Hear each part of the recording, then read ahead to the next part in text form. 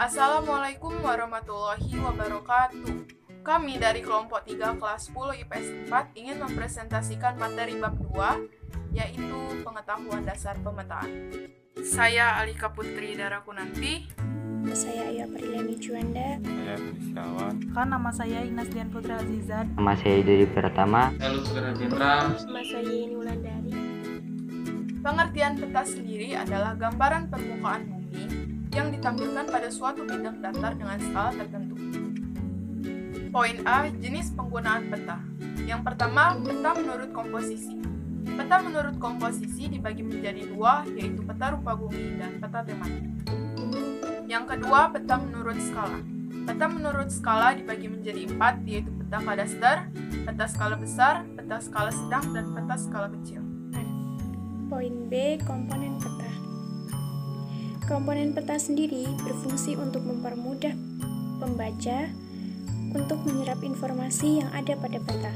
Komponen pada peta meliputi judul peta, skala peta, petunjuk arah, simbol dan legenda, garis lintang dan garis bujur, inset, sumber, dan tahun pemetaan. Proyeksi peta. Peta adalah pengembaraan objek di permukaan bumi pada bidang datar. Sementara itu, bumi mempunyai bentuk bulat tepat. Berdasarkan kedua faktor tersebut, penyajian representasi wilayah dari globe bumi berbidang lengkung ke bidang datar akan mengalami distorsi atau penyimpangan.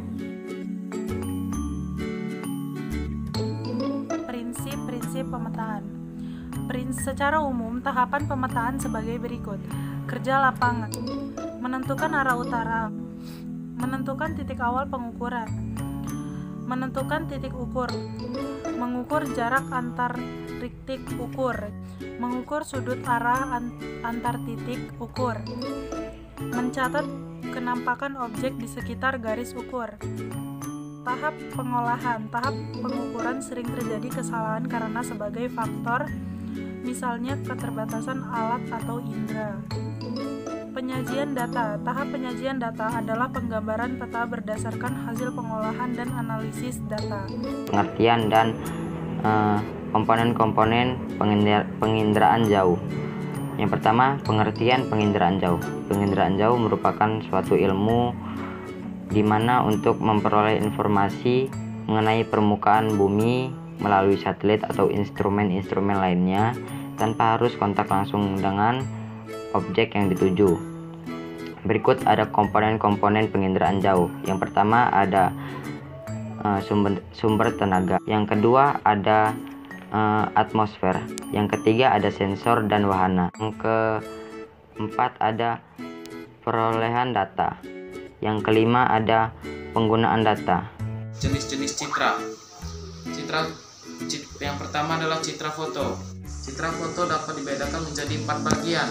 Yang pertama adalah citra foto berdasarkan spektrum elektromagnetik yang digunakan. Yang kedua adalah citra foto berdasarkan warna. Yang ketiga adalah citra foto berdasarkan sumbu kamera. Yang kedua adalah jenis citra non-foto. Citra non-foto dibedakan atas 3 bagian. Yang pertama adalah citra inframerah thermal, yang kedua adalah citra microwave dan citra radar. Yang ketiga adalah citra satelit. Tentang interpretasi citra. Interpretasi citra adalah suatu kegiatan menganalisis foto yang dihasilkan dari suatu alat dengan tujuan untuk menganalisis suatu objek dan peran dari objek tersebut.